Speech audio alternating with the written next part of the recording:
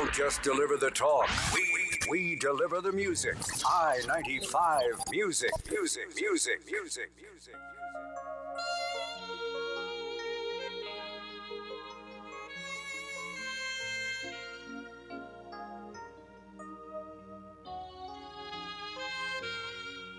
If I had to live my life without you near me, the days would all be empty. The nights would seem so long. With you I see forever oh so clearly. I might have been in love before, but I never felt this strong.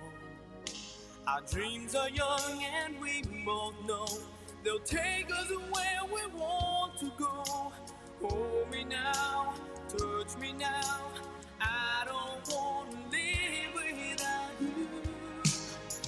Nothing's gonna change my love for you. You wanna know by now how much I love you.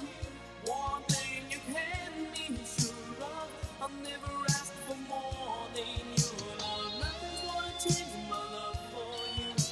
You wanna know by now how much I love you. The one may change my whole life, but nothing's gonna change my love for you.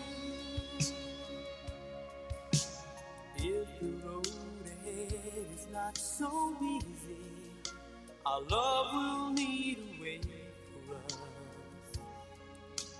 like the guiding star. I'll be there for you if you should need me. You don't have to change a thing. I love you just the way you are. So come with me and share the view. I'll help you see forever too. Hold me now, touch me now. I don't want to live without you. Nothing's gonna change my love for you. You wanna know how much I love you. One thing. I-95.5 FM, the most influential name in radio, puts the station in the palm of your hand. Get ready for the I-955 FM app for Android and iOS devices. Listen to I-95.5 FM on the go 24/7 for all your talk, news, sports, current affairs, and music. Download from the Google Play Store or the Apple App Store on your device and search for I-95.5 FM for our new and improved mobile app. Also compatible with Android Auto, Apple CarPlay, and Amazon Alexa. You're listening to I-95. Download now. Enjoy I-95.5 FM anywhere you go, anywhere in the world. Anywhere in the world. This is Eye on Dependency with Garth and Natasha. Sundays from 10 a.m. on the most influential name in radio, I-95.5 FM.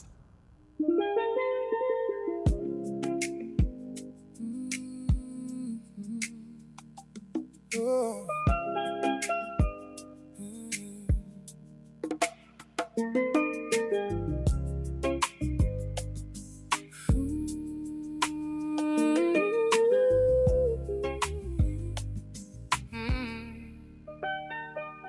Late night, dial turns.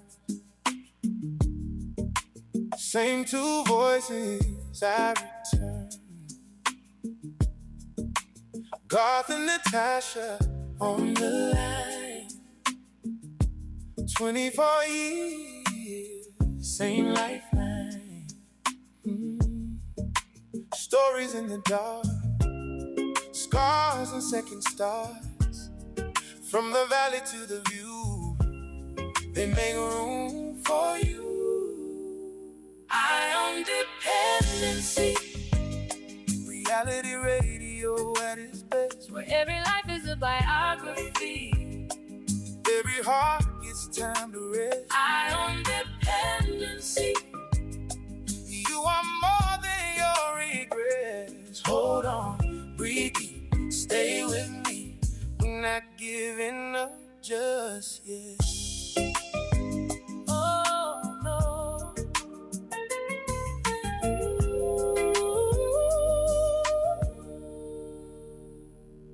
in the taxi, handshake, but you listening.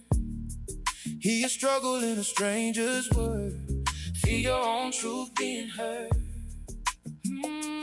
Calling, say your name, or just sit quiet in the rain. Hope sounds like this frequency. Love and responsibility. Ion dependency. Reality radio at its best. Where every life is a biography. Every heart gets time to rest. Ion dependency.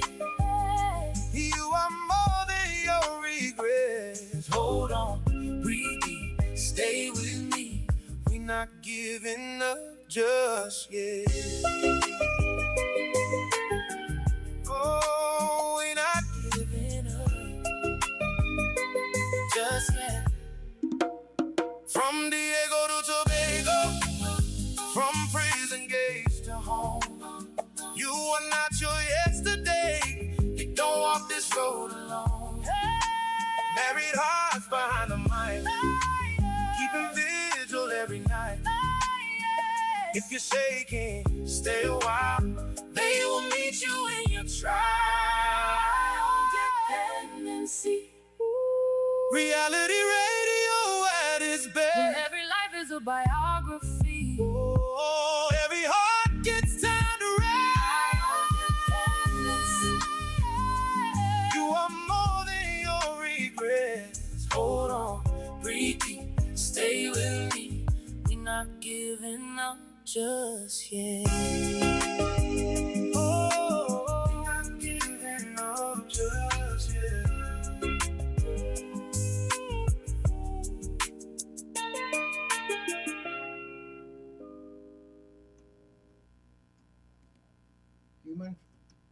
Human trafficking remains one of the most pervasive human rights violations of our time. And the Caribbean is not immune. From forced labor hidden in supply chains to young people lured by false promises, to climate-driven displacement, creating new vulnerabilities. The threat takes many forms and touches every corner of our region. Today, we bring together 4 voices who are doing the work, researching it, advocating against it, and pushing institutions to act. This conversation is urgent, it is necessary, and it starts right now. Good morning, Mr. Garth. And hello everyone out there, morning Natasha. And thank you very much for joining us. Tom and Tom is still with us, staying with us until 12.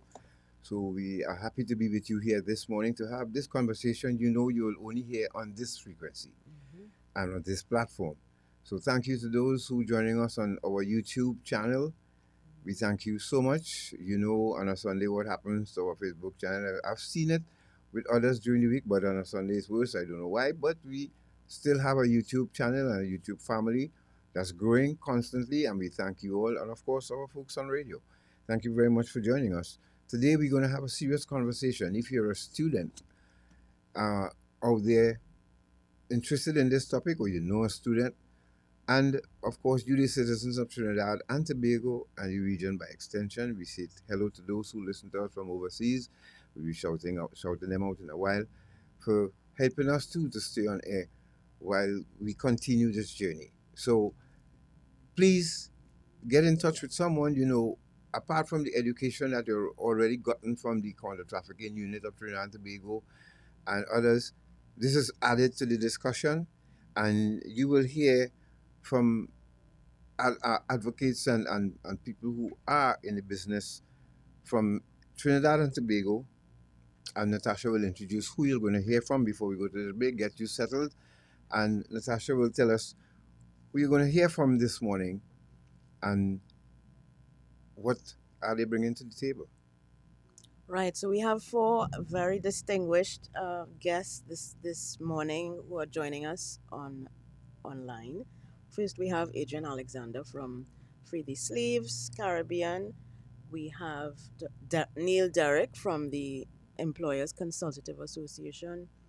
Dr. Cherisse Francis, who is an educator, researcher, and consultant out of Barbados, and Richard Pinas, who is a CARICOM Youth Ambassador for Suriname.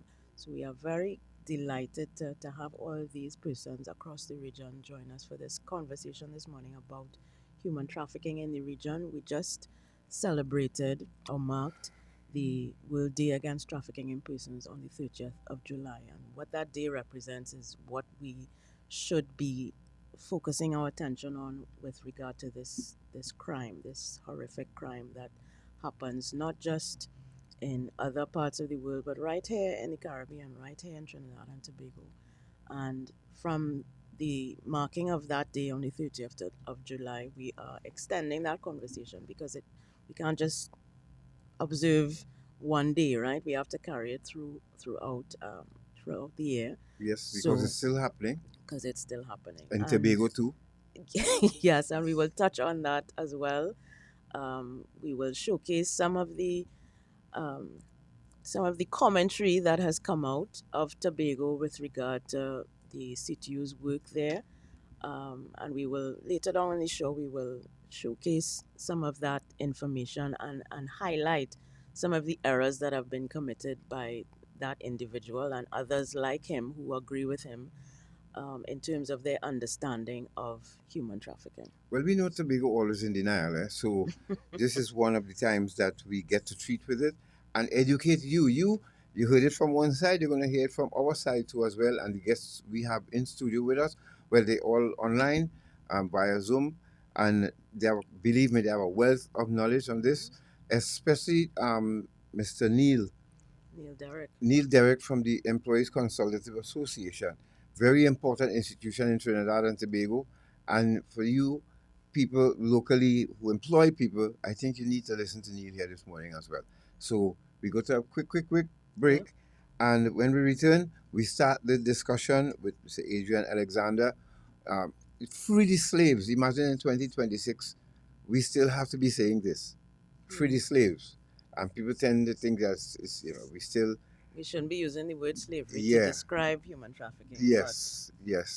But they don't understand. Touch on that. Yes. So let's go to a break, and we'll be back with this discussion that you will hear only here on I-95.5 FM on Dependency. We'll be back. Welcome to Caribbean Tourist Villa, your home away from home in the heart of Port of Spain. With over 25 years of trusted hospitality, Caribbean Tourist Villa has been a reliable choice for both business professionals and vacationers. Our guest rooms are thoughtfully equipped with all the essentials for a relaxing and productive stay, and our tranquil pool area is perfect for relaxation after a busy day. We've created the ideal space for you to relax, recharge, and enjoy. Give us a call to book your stay today.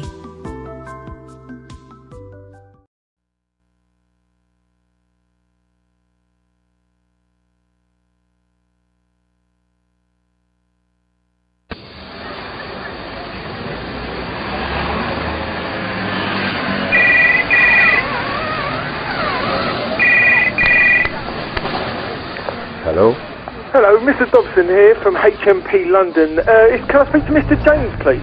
This is Mr. James speaking. Thank you. Can you hold the line? I have a call coming through for you, sir. Sure. Hello, Daddy. Hello, yes, Brian? Daddy, I'm just calling to tell you that I'm locked up in the UK for drug trafficking. Oh, yeah? You lock up? And you tell me I was going to Tobago? And I tell you about them boy I was liming with? Well, all right. Don't drop the soap. Cheerio. On Dependency. Reality radio at its best every Sunday on I-95.5 FM. Don't miss it. On Dependency. On Dependency.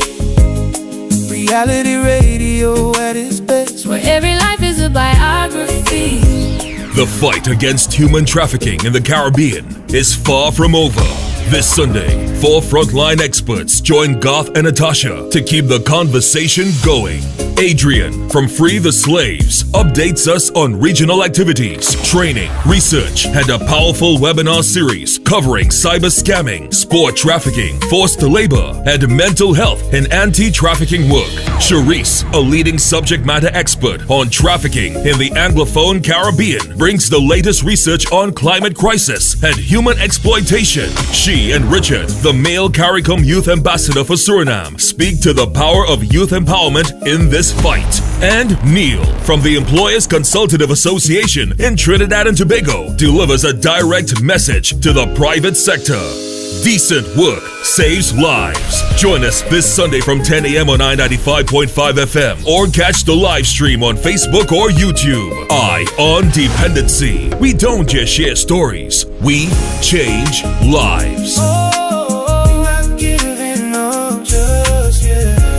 Eye on Dependency.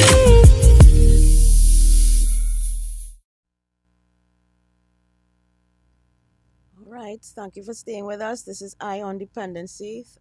Thank you again to those of you joining on I-95.5 FM and on our Facebook and YouTube live stream. So we're going to start our conversation this morning with Mr. Adrian Alexander, who I'm going to pull up now. Good morning, Adrian. Are you hearing us? I am, man. I was watching you singing and bobbing to the music earlier. Well done, well done. Good morning to everyone, Garth, Natasha, and all of your listeners and viewers on Eye on Dependency. It's great to be here. Thank you so much. Your volume is a little low, but on our end, but we will be guided by our audience on YouTube and Facebook as to how we're going. But first, before we start our conversation, let me introduce you properly. Adrian Alexander serves as the Caribbean Regional Coordinator for Free the Slaves, the Secretariat to the Caribbean Coalition Against Trafficking in Persons, known as CCATIP, a longtime advocate against modern-day slavery, forced labor, child labor, and human trafficking. Adrian has served on cabinet-appointed task forces in Trinidad and Tobago and helped birth the CCATIP in 2024. His current focus, getting Caribbean youth and sports stakeholders actively engaged in the anti-trafficking movement. Thank you again and welcome, Adrian. My pleasure. Is this volume better? Yes. Yes, thank you. Yes, it is. So Free the Slaves All right. has been active across the Caribbean this year, from training to a webinar series. What activity or outcome stands out for you as the most significant in terms of making progress in the fight against human trafficking? Natasha, that's a hard question to answer, because he uses singular instead of plural. As fantastic as it was to continue building capacity in regional stakeholders, and it was such an amazing experience to convene the webinar series with the coalition, one important activity and outcome I'd love to mention is our collaboration with regional youth advocates. This happened in March to produce a video for submission to CNN's My Freedom Day campaign.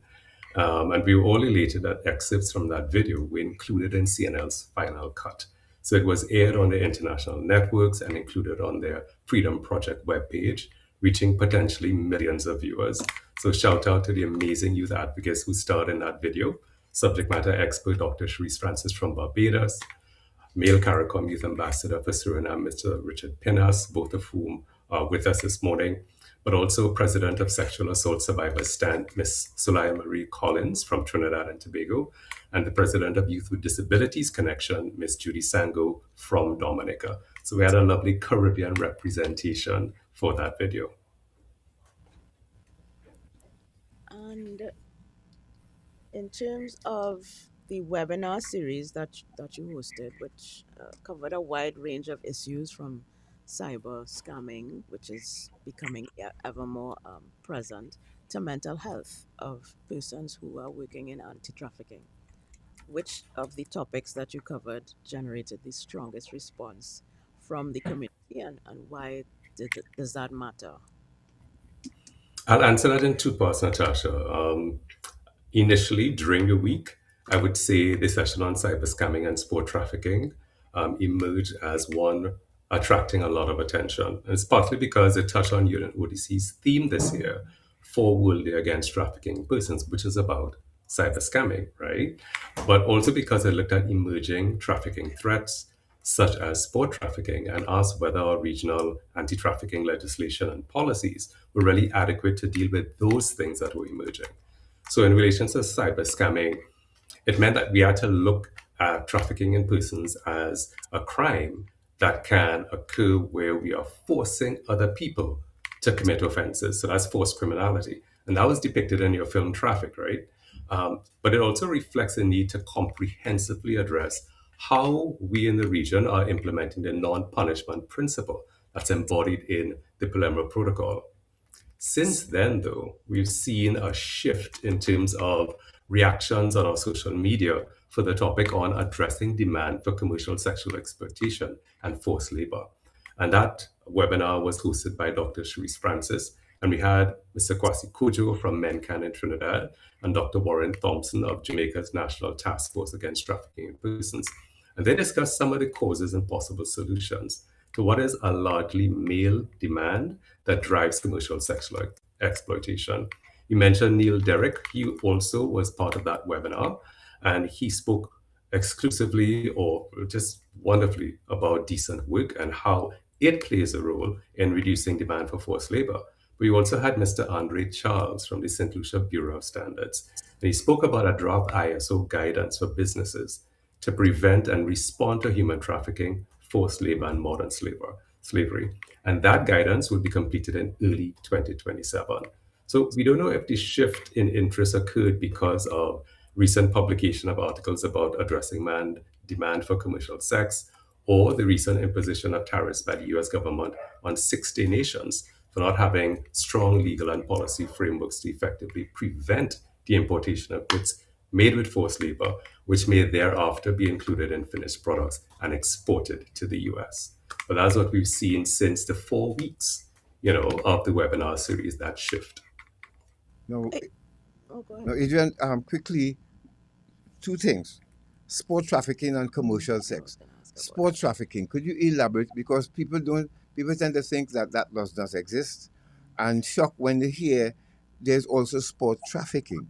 Yes, and how does that manifest in the region? Because I think what we know of it is about young people from the continent, or African continent, being lured to Europe for those opportunities. Is it a similar kind of process?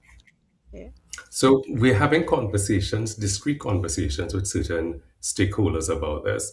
There's an organization named Mission 89, which together with the UNODC, FIFA, and other entities published a global thematic report on trafficking in relation to sport that was back in late 2024.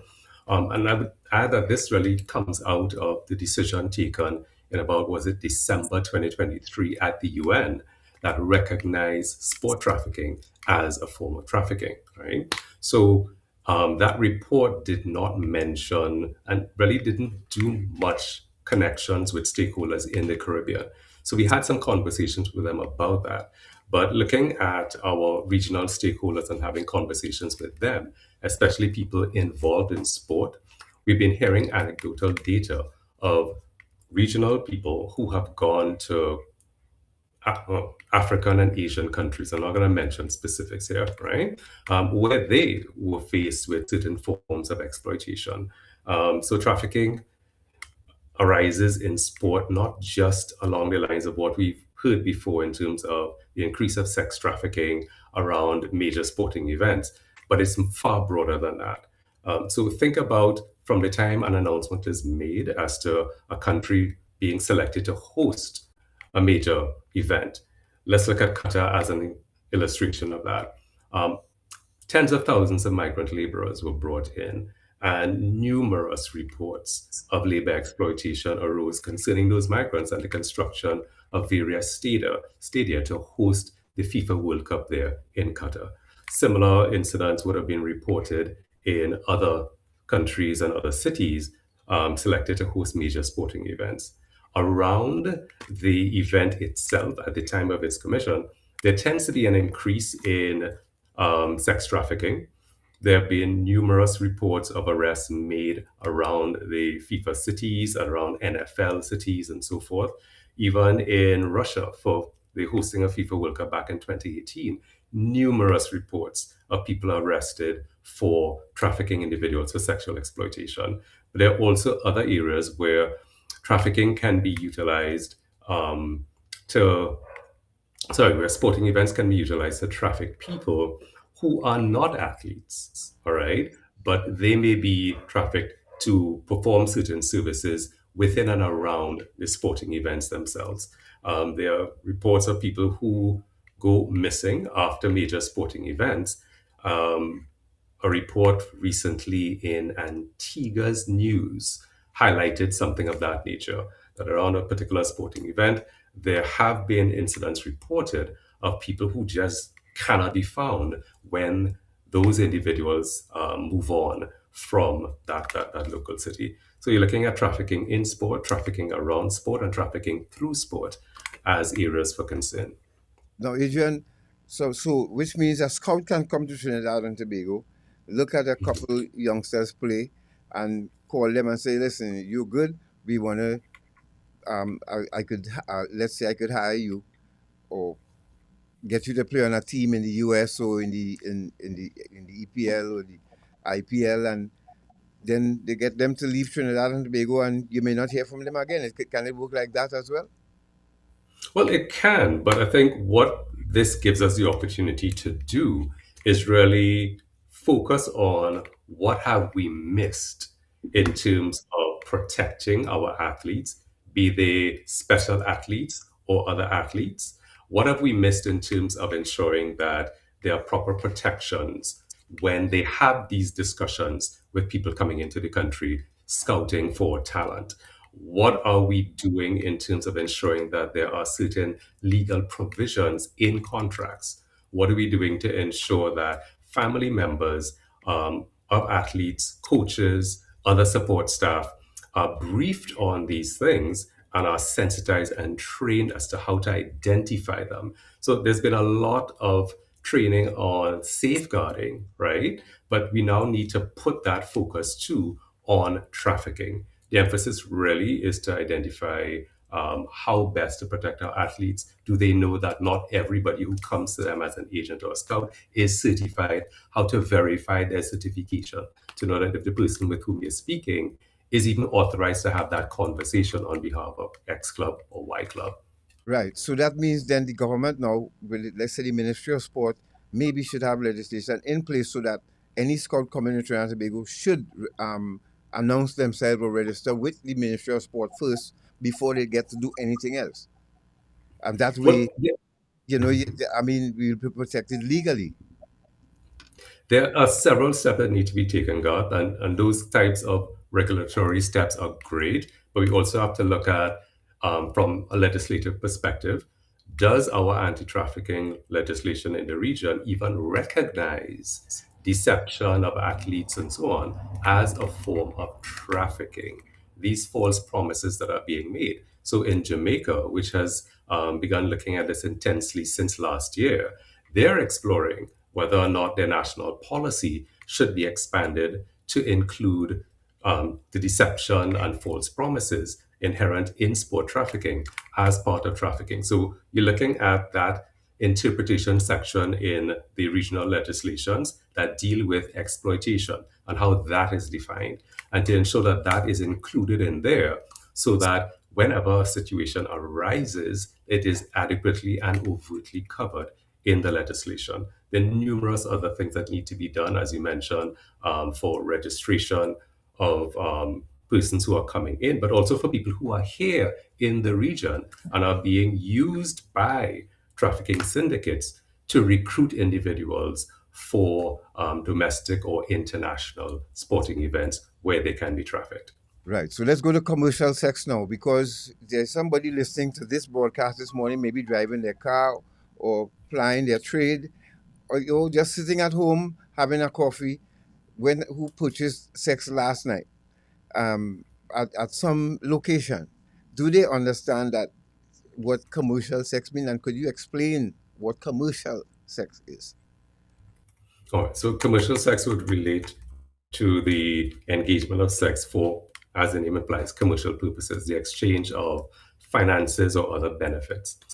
I think what would put this in perspective, Garth, is if we look at the definition of trafficking, the act, the means, and the purpose. All right. So under the act, you have receipt of an individual for the purpose of exploitation. If that individual is a child, we don't need to establish the means whereby they were received. If that person is an adult, we can look at one or two of the means, which would be paying or receiving of benefits to achieve control over that victim. So if you've gone to a particular place and there was an exchange of finances between you and an individual who has control over that person, then you have just committed the act of trafficking of that individual with whom you had that sexual encounter. All right. We have existing pieces of legislation that look at things like solicitation and so forth. But there are countries that are actually using the definition of trafficking to go after the buyers. And last year, when we had a Caribbean anti-trafficking conference, the UNODC representative who delivered the feature address mentioned that while there are tremendous successes in the Caribbean by our respective governments, there is a general lack of effective enforcement of legislation or the development of new legislation that would address demand. And of course, this is basic economics. Demand drives the economic activity, in this case, the exploitative economic activity. All right. Thank you very much, Adrian. Thanks, Adrian. Yes, and if you're just joining us, you're listening to Our Dependency, and we have Storm and Tom with us this morning, and we ask you, especially and those of you on social media, to welcome our guests, especially our foreign guests you will hear from in a while, like Yes, Dr. we'll Cherisse see Francis them in a from while as well. Barbados, and Suriname, Richard Pinas from Suriname. And please give them a warm and dependency welcome while we go through these steps with you. Thank you for wanting to be educated on this. Let's move on quickly. Let's take a quick break before we Storm and Tom. We're gonna go to a break, and when we come back, we will head to Mr. Derrick from the ECA to talk about decent work. Before we take that break, though, I hope you guys out there understand that you are participating in human trafficking when you go out there and solicit a female and you hand over cash. Just letting you know, you mightn't think it's a crime. It mightn't feel like a crime because it feels good at the time, but it's a crime, and you're contributing to that. And I think the counter trafficking unit too have been spreading that too for a long time now. Yes. And for those in Tobago who are in denial, we're dealing with that just before we close. We will deal with that too and have our guests comment on the response from an investigation by Elizabeth Williams and what happened after that. So let's go to a break, and we'll return with more right here. Stay right there. So again, this is the Naturalist from the Naturalist Fresh Fruit Juices, the best in the world. So tonight I'm introducing you to the cranberry and beetroot drink. Refreshing. Benefits. Cranberries primarily support urinary tract health and immune function due to compounds that prevent bacterial adhesions and provide antioxidants, while beetroot helps with blood flow, blood sugar regulation, and skin health, thanks to its nitrates and both rich in antioxidants which protect the body from cellular damage. Beetroot also helps with building of the blood, and it gives you wings. So tonight, let's get to the best fresh fruit juices in the world and introduce yourselves to the cranberry beetroot mix. Blessings all.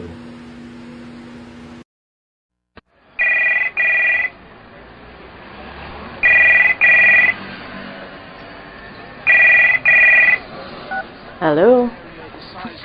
Hi, this is Patricia Kent from HMP London. Can I speak to Miss Sheila, please?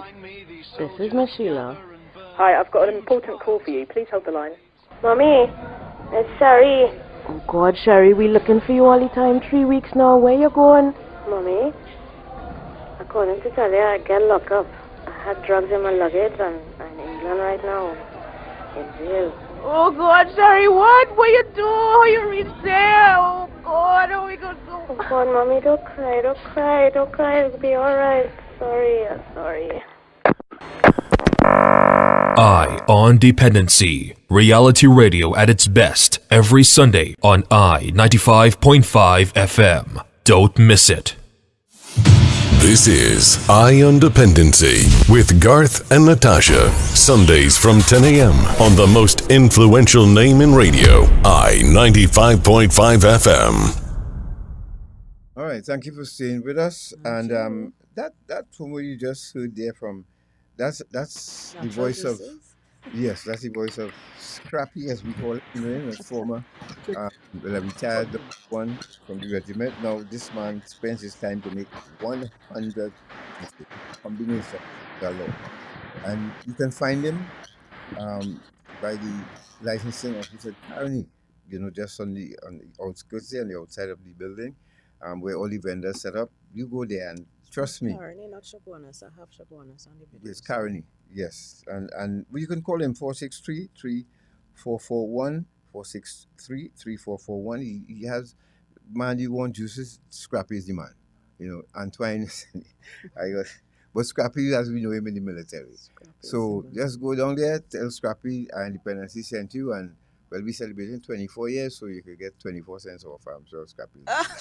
Right, all right, so let's go. Okay. Right, but no, trust me, the juices are very healthy, and if you're into health, check that man.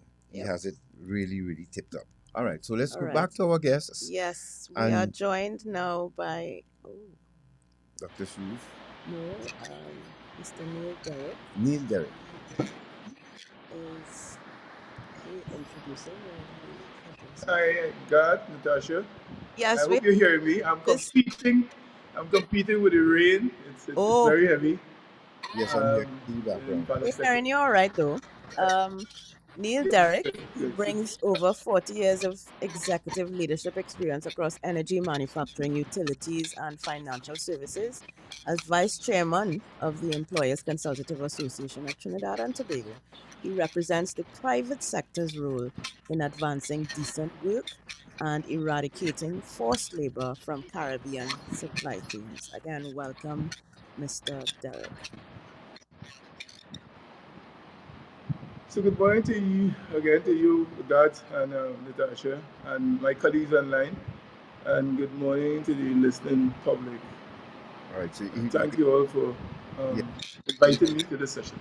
Right, and if you can try to speak up a bit so we can hear you clearly, and let's start with the decent work is a powerful, but how do you move private sector leaders? Sorry, Dad, I'm not hearing you, sorry. Not hearing you. Are you hearing me? A little bit. Oh, yeah, I'm hearing you. I'm hearing you, Natasha, very clearly. Go ahead. All right. So we're talking about decent work as a framework. And how do you move private sector leaders from awareness to accountability? First of all, please explain to us what decent work means in the context of the private sector. So the employee listening right now will understand if they're being treated decently or if they're being taken advantage of. And I'm glad that you asked me first to define what somewhat what decent work means, because it's really cannot be focused on one small group. Decent work has to be an effort by the three parties: labor, employer, and the government. And we can't discount the government as being one of the largest employers in Trinidad. As a matter of fact, not being one of the largest, but being the largest employer in Trinidad and Tobago. So we can talk firstly about the concept of decent work, but I think even before we get to that, I want to talk a little bit about the Caribbean employment relationship Right? I think that has traveled a very long road, and maybe Trinidad is really a good example, right? So this relationship started with slavery, labor as property, right? It then moved to indentureship, labor as contracted dependency. And when we moved to the master-servant ordinance, right, the master and servant system, which was really labor as a subordinate service. And we saw that era of the 1920s, early 1932, with the establishment of the trade labor ordinance, and 1937, the issue of butler rights and that major strike in the oil fields. All that then leading to around 1965 when we saw the ISA. It was now the start of what we now have as our employment relationship. Yeah, yes, the ISA was possibly modified in early 80s, around 81, with the coming of the IRA, and that was modified even later in the 80s. But really and truly, we now start talking decent work. But we're talking decent work in a context where labor has moved through that pathway, and the trade unions that emerge inside of that party has basically emerged fighting for dignity, fighting for fair conditions, fighting for worker voice. Because these things were not automatic. They came through a significant amount of fight. And we've come to be very much a rights-based type of relationship. The challenge before us now is not just defining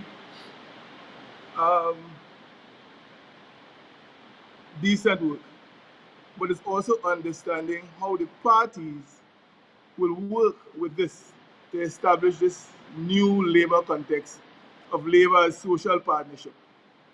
And we cannot forget our historical gains.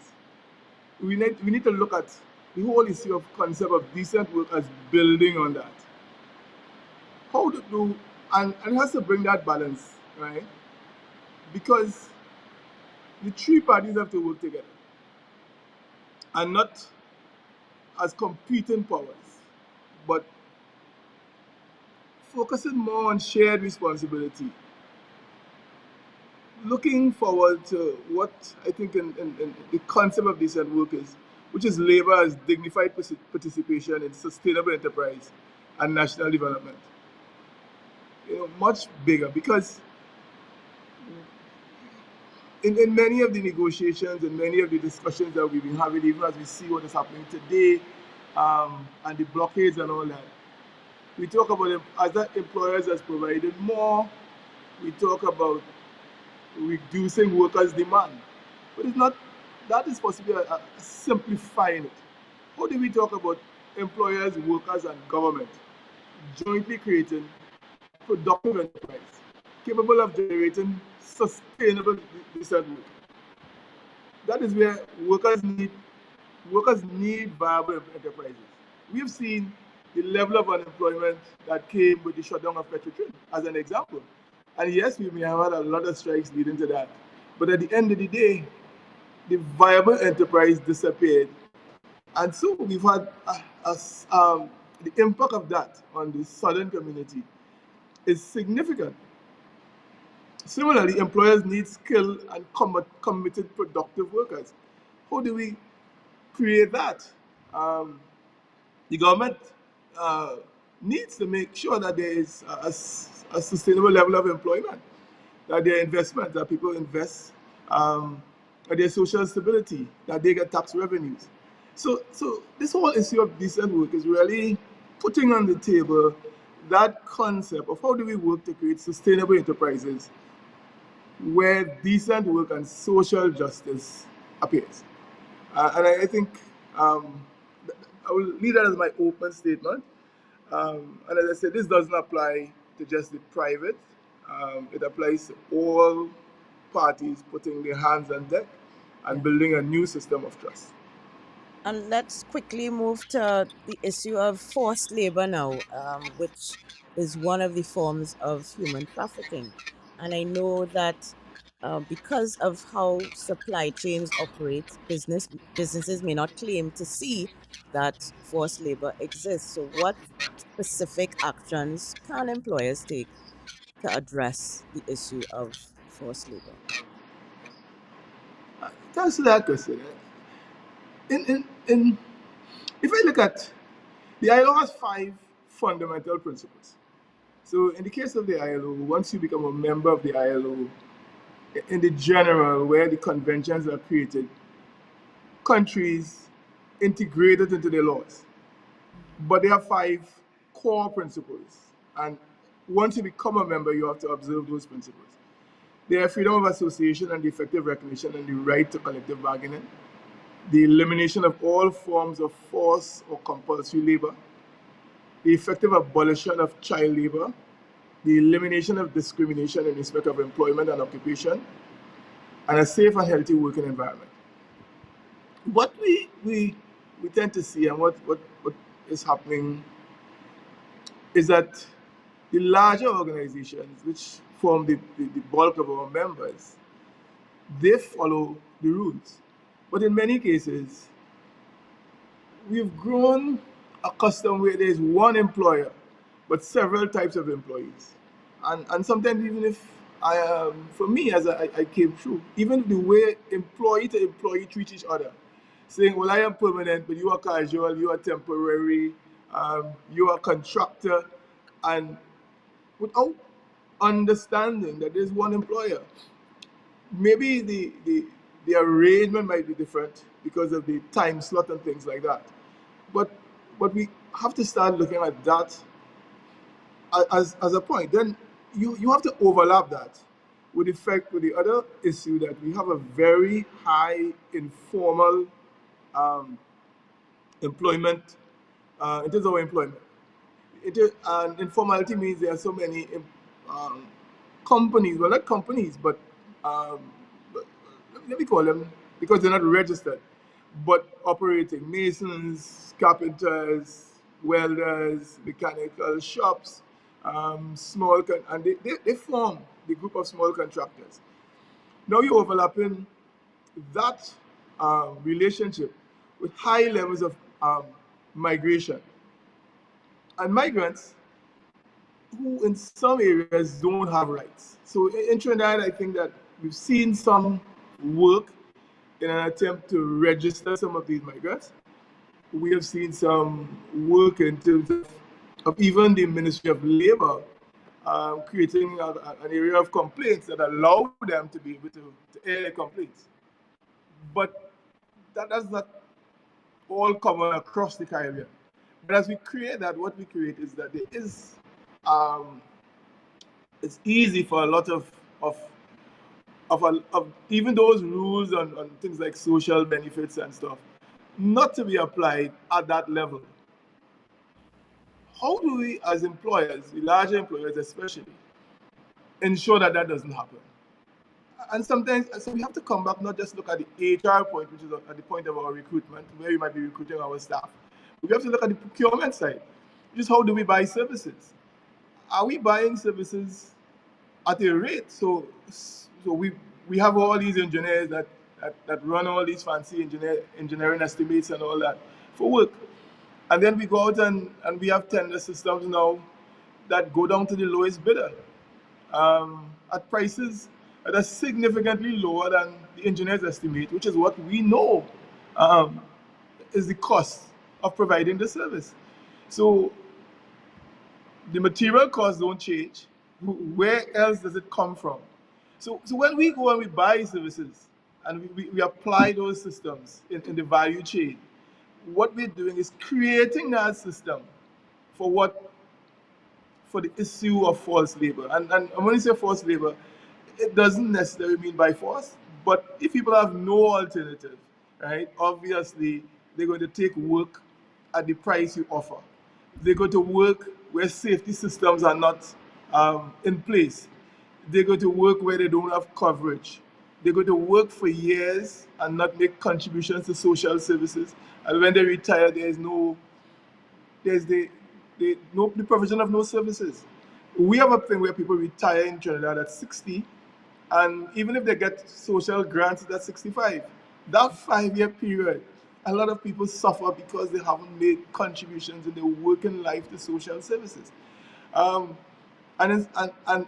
those are some of the things that we do in the case of the value chain, and we do not see how that adds to what, in many cases, what Adrian spoke of earlier with respect to modern day slavery.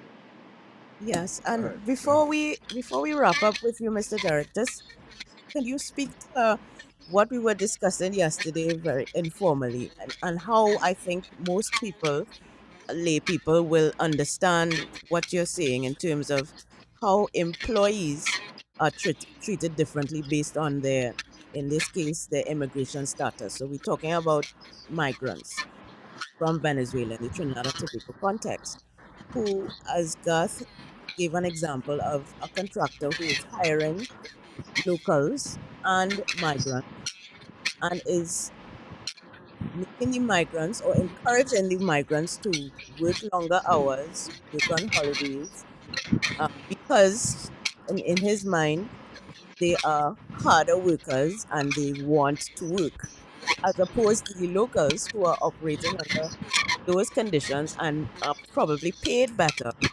What what would you say about those kinds of arrangements that are made, and how that is unfair, not only to the local employee but to the migrant employee as well?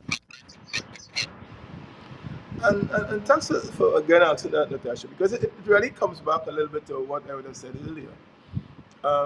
So in one case, the those who employ want the service at very cheap. So here we are, we now have migrants who are here, they have to survive. So they will take work at less than the minimum wage. They don't have grounds to argue for overtime. And the fifth um, convention, which became the fifth of the think conventions, is the USH convention, which speaks to not just, but it also speaks to rest and relaxation, and the risk that poses. Additionally, in addition to those hours, things like safety systems, safety shoes, hats, and then we don't carry insurances for these people. So if they get damaged, we just take two more, right? Almost as they're disposable. And we have to see that as a people in terms of what we're doing, and how destructive that is as a behavior. So yes, if you, I'm not at all saying that you should not look for persons who have who want to work, right? Because you need to have productive persons. But I'm saying don't abuse that by using the system to pay less because they don't have an issue. Work them hours that are way longer than persons supposed to work, only because they don't have another opportunity. Work them without safety gear and all that stuff, because you don't have to provide it because they don't have an argument. All those things are abuses of the system. And we're saying that if we go to the basic concept of decent work that speaks to sustainable enterprises, but with application of systems of social justice. Because the problem you have is that they don't do it maybe to the locals, because many of them have the right to join a union. Even if the company is not unionized, they can still join a union. We have the Ministry of Labor, we have the Industrial Court. You'll end up possibly having to pay significantly. So in many cases, that is not applied. But in most cases, and especially in that informal part of the economy, that now overlaps high levels of migrants, right? We see significant exposure. But these small companies work for larger companies. And if these larger companies put systems in place in their procurement systems, let me just give an example. Back in Petrotrin, when I worked there as Vice President Human Resource and Corporate Services, we had a system that said if you were contracting persons for less than 80% of the engineer's estimate, you had to provide some reason or justification of how you came to that cost. That reduced the fact of us being able to buy services from a company that was offering very low rates that could not justify how they were going to come to those rates by simple work systems, or the fact that they were going to get material cheaper, or maybe they were doing more than one job and could use, because there were examples like that. But it also gave as an example, gave some kind of systems of things that could be implemented that could provide this kind of control. I hope that was helpful. Yes. Yes, indeed. If you're just joining us, you're listening to Dependency, and we are speaking, we were dealing with our topic. For some of you, it's not too sexy, but, it's important. And those of you who are students of human trafficking issues and wanting to learn more, you're getting an all-round picture of it today. Coming up, we have Richard from Suriname and Dr. Cherisse Francis from Barbados, who, as we understand, Suriname is on tier 1 right now, yes. Which means they're doing everything right. Barbados, I think, is on tier 2. Mm-hmm. And on the watch list. On the watch list. So they will explain that. And also, later on, we're going to be dealing with that video that went viral from Tobago after Liz Williams made her report on the bust by the CTU and the billboard that was erected in Tobago. Some people took offense to that, strangely. So we're going to be dealing with that afterwards. But let's hear from Suriname and Barbados after this break. And also, you all remember, we just hop across. You're getting any problem with Facebook, just hop across to YouTube, our YouTube channel. We want to grow that channel. So let's work on getting that done. And please give a warm welcome to especially our foreign guests. All right, so let's go to a break, and we'll be back. Stay right there.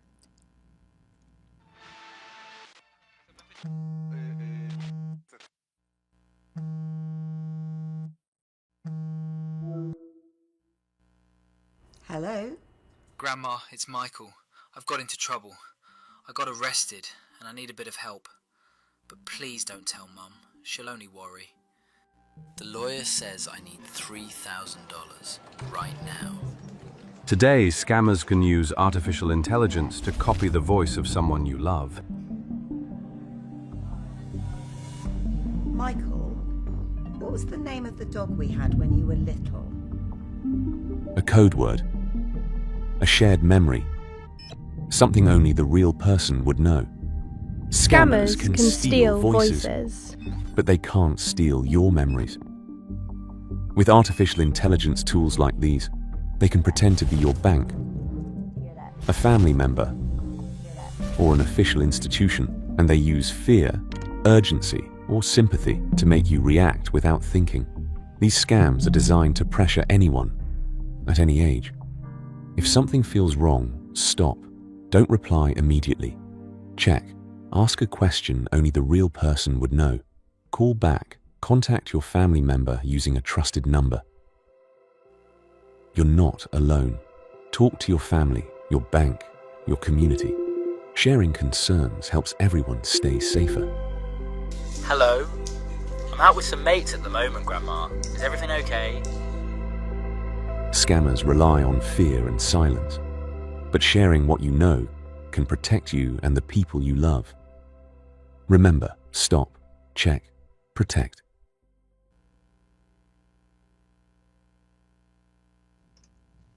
No.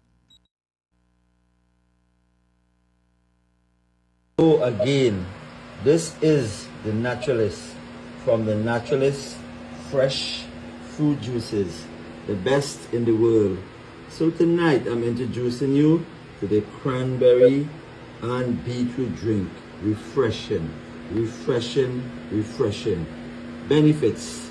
Cranberries primarily support urinary tract health and immune function due to compounds that prevent bacterial adhesions and provide antioxidants, while beetroot helps with blood flow, blood sugar regulation, and skin health, thanks to its nitrates and both rich in antioxidants which protect the body from cellular damage.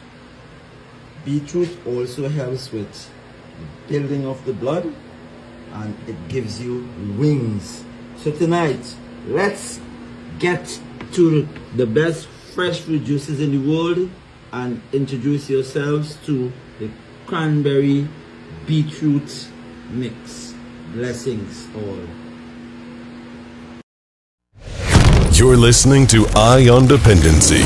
We don't just share stories, we change lives.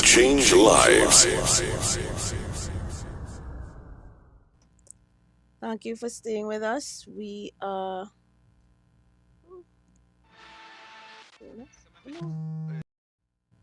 Don't know why you're not seeing us, but we are back. Please hold 1 second. I'm not sure why we're not coming up, but please bear with us, our radio audience. Please bear with us. I'm not sure why this is not coming up, but we're gonna move now to Dr. Cherisse Francis, who is joining us from the UK, but she is from Barbados. All right. Morning, Garth. Morning, Natasha.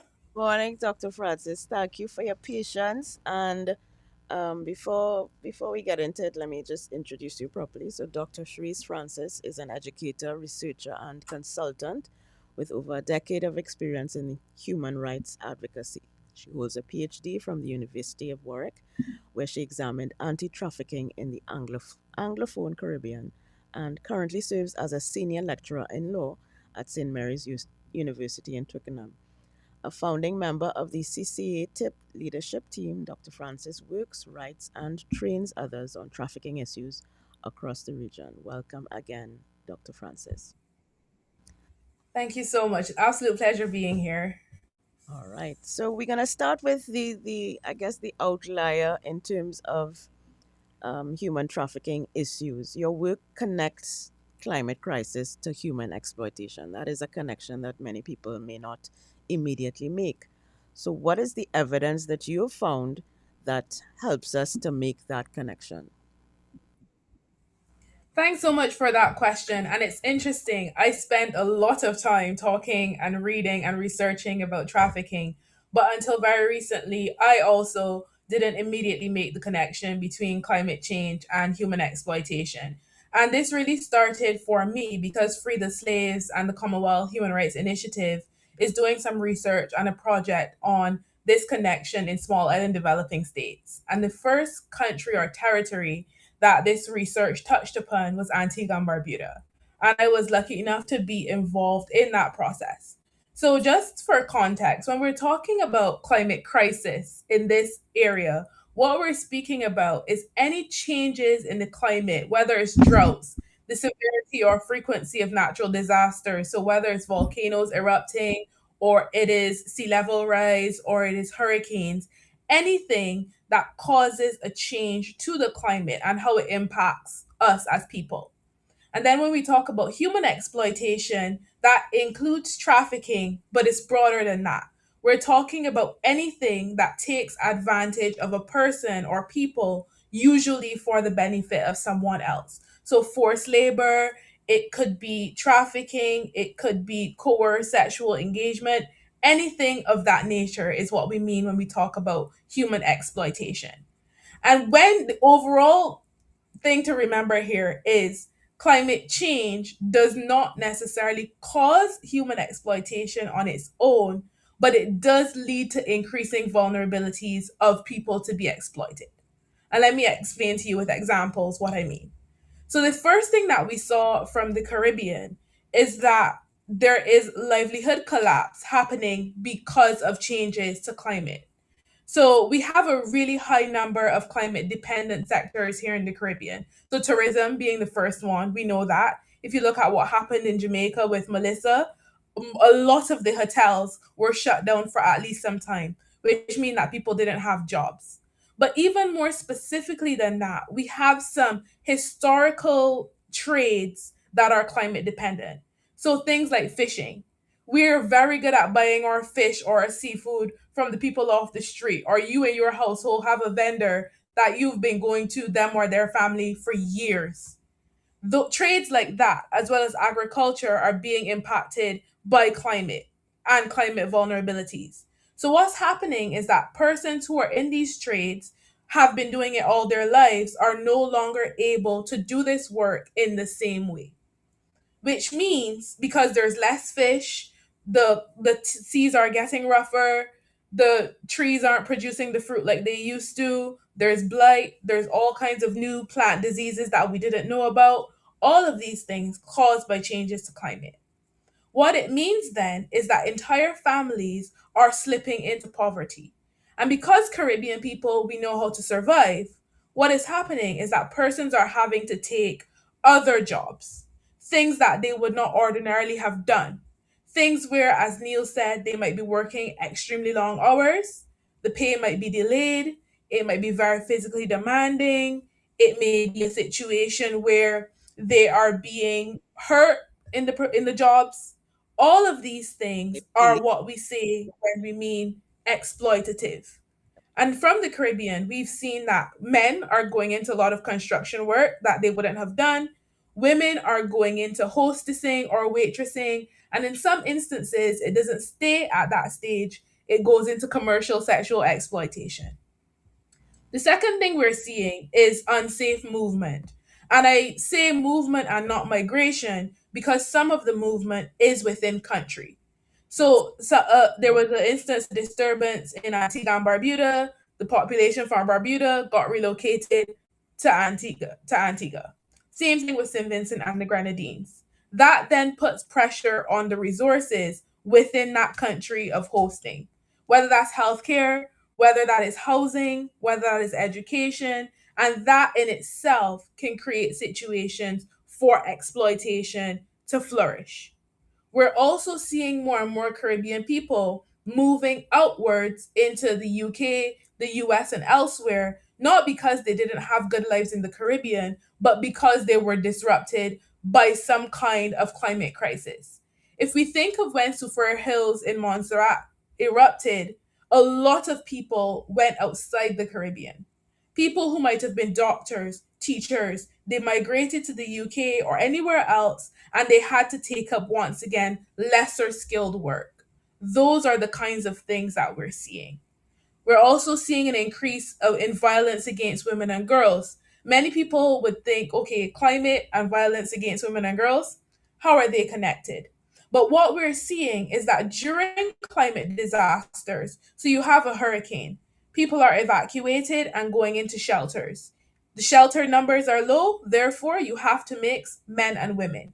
We're seeing a lot of situations of rape, unfortunately. We're seeing circumstances of trafficking happening within these shelters because they're not specifically for that reason. A lot of our shelters are schools, churches, institutions where there's not a real level of privacy or policing.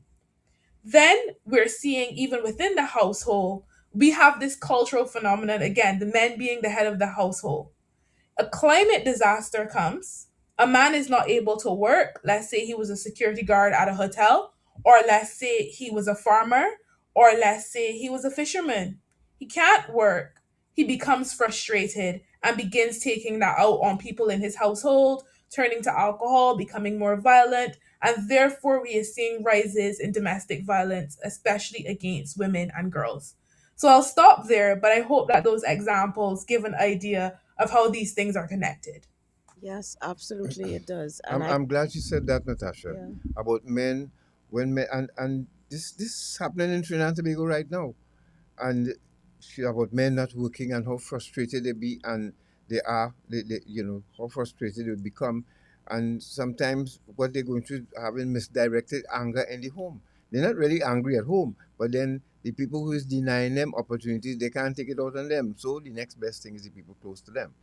Um, Correct. I agree with that. Yes, and if we want to just quickly segue to the next question, which is how the legal system, or quote unquote, what I like to put in inverted commas, the justice system, how that the gaps in the justice system are responding to victims of trafficking or people who are victims of domestic violence, as you say. How do our legal systems in the region respond to the increasing number of victims and or survivors coming out of the crises in human trafficking that we're seeing?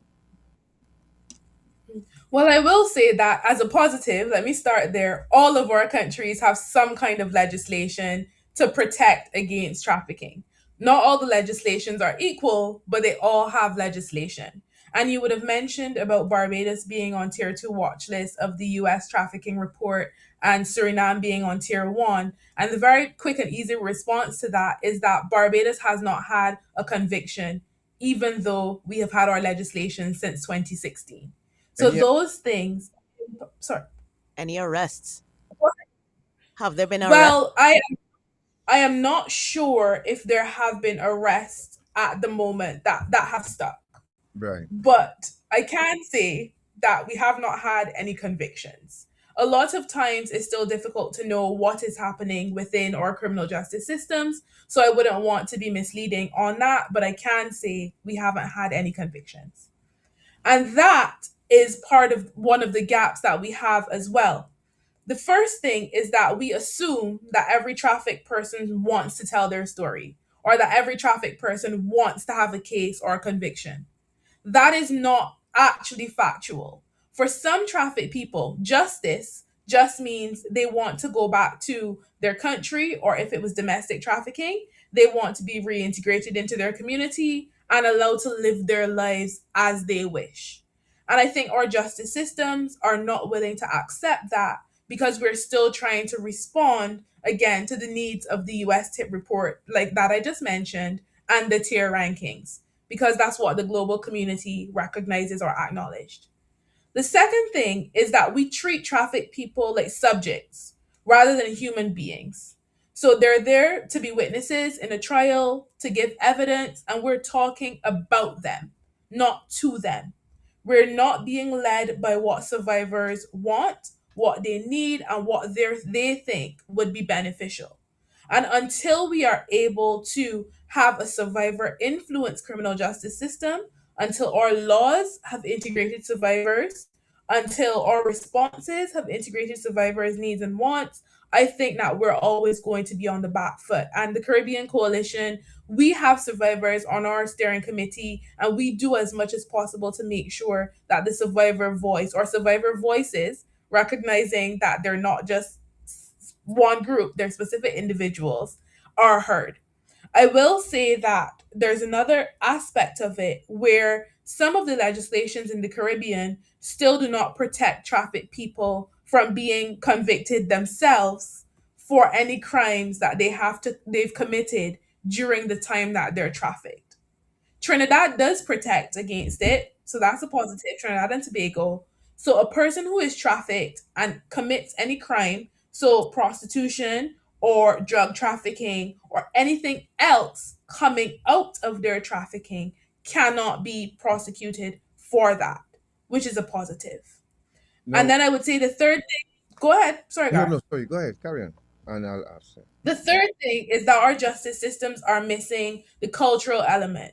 So, how is it that we think about trafficking as a community and therefore how we respond to it? We have a big issue in the region with familial trafficking, but we don't identify it as trafficking. So, a lot of us know about our children getting sent foreign for the vacation to an auntie or an uncle in the US. Before they leave home, parents tell them, now make sure you listen, do everything that you're told, and be quiet. And you're meant to be grateful because you're overseas. If we look at the definition of trafficking internationally, sometimes those circumstances can become exploitative. If a child is doing all the cooking, all the cleaning, all the washing, taking care of all the children in the household, they're not being allowed time to rest, time to play, all of the things that should be afforded to children, that can become an instance of familial trafficking. But we would never see it that way. So I Now, think that. no, go ahead. Go ahead. Sorry. Go ahead. Yeah, go ahead. So I think that one of the things we have to acknowledge is our culture and how we see trafficking, because realistically the public has to be the first responders to trafficking. We do not have a police force that has the capacity to do the proactive investigation, so we have to rely on the public to say, listen, I see something here, it feels a little suspicious, and then they report it to be followed up upon. So that is where it will stop. Now, what about the citizens of Barbados? And I still think, personally, I think our people here in Trinidad and Tobago really still not sold and taking this 100%, seriously. Because, and judging from that video we're going to share with people in a while, you will see what I mean. But how the citizens of Barbados, how do they feel about this topic? Are do they really care? Are they paying attention? Or it's just, when it comes up, we deal with it? So I would say that by and large, a lot of the public of Barbados still does not understand trafficking. And I say this based on the fact that a few years ago, our task force actually did a public engagement survey to find out what the public knew or understood about trafficking. And there wasn't a significant level of understanding as to what trafficking actually looks like. It is only now, I think, some things are slightly changing, where there's public awareness campaigns. For instance, there are some buses, some of our public buses, that the back and the sides of them have trafficking awareness campaign images and words on them. But I don't know that the public actually understands what trafficking means. So I think in the Caribbean, generally, education is still a big part of what we need to do. Absolutely. And because we are, as usual, running out of time, I want to thank Dr. Francis for her contribution. We will bring you all back in when we discuss that video, but I want to go quickly um, to Mr. Pinas. He's still here with us. Is he here? If you're just joining us, you're listening to Our Independency as usual, and this morning we slow it down a bit to educate you on this topic, trafficking in persons. And we heard from Adrian Alexander and Neil, Derrick from representing Trinidad and Tobago. Mr. Alexander is no stranger to Our Independency or Trinidad and Tobago with the amount of work he has done for this country, and keeping this awareness alive. Also, we have Dr. Cherisse Francis from Barbados and Richard Pinas from Suriname. You're going to hear from him in a while if he's with us now. He is not. So Okay. I think we could let's go to that video and then we'll have our guests respond. What I did was, because we did watch the video beforehand, we didn't want to surprise our guests with this one. So I just edited it to his contribution. So we have two videos from him. They are pretty short, so I will run them back to back, and then we'll bring in all of our guests to make our comments. And before I play it, let me just say that this is not to attack or demonize the individual, but we want to highlight some of the things that he said, which points to what Dr. Francis just said. The ignorance of the understanding that sex work is different to sex trafficking, and the fact that sex work in Trinidad and Tobago is in fact illegal. The attack that he made on the media, which is disturbing to us because of the fact that the media plays a very important role in terms of doing this very education about people understanding what human trafficking means and what it looks like, and also the lack of understanding of the links between human trafficking and organized crime. We're hearing about organized crime a lot in the public space these days, and there is a very defined link between the networks that operate human trafficking and drug trafficking and other organized crime. There is a link between those two elements. So we want you to bear that in mind as you listen to these two videos. Yes, and not only that, as well, we're going to show you a young lady, how her drink got spiked. Yeah. In a party. We'll, of course, describe it to you on the radio, who listen to us on radio, but it just shows you how easy someone can spike your drink and never know. That person could be trafficked when they pass out, or for other nefarious reasons, someone will spike your drink in a party, and we cannot continue to, enough to stress, how important it is to be aware. This is 2026, and people out there are looking to get you, looking to make you, once you're vulnerable and present yourself as such, they will take advantage of you. Now, this morning, a caller to the previous program on CCATIP, he too, I can't remember exactly what he said, but he spoke about he don't believe it. He said that we should not be using the word slavery to describe human trafficking. Okay. Because of the fact that chattel slavery was such a, genocidal, massive event. It went on for, hundreds of years, and we shouldn't be using that term to describe human trafficking. All right. So let's go with this.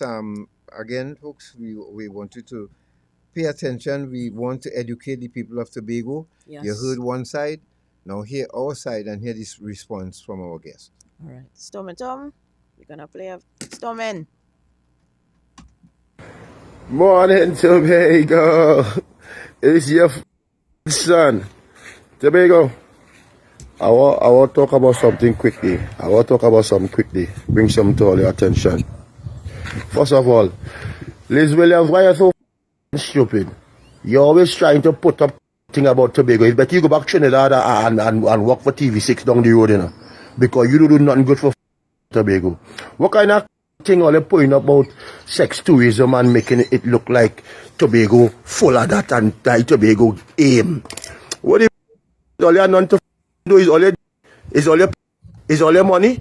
Mind all your business is a business that people use in Tobago, whether they like it or not. All your stupid.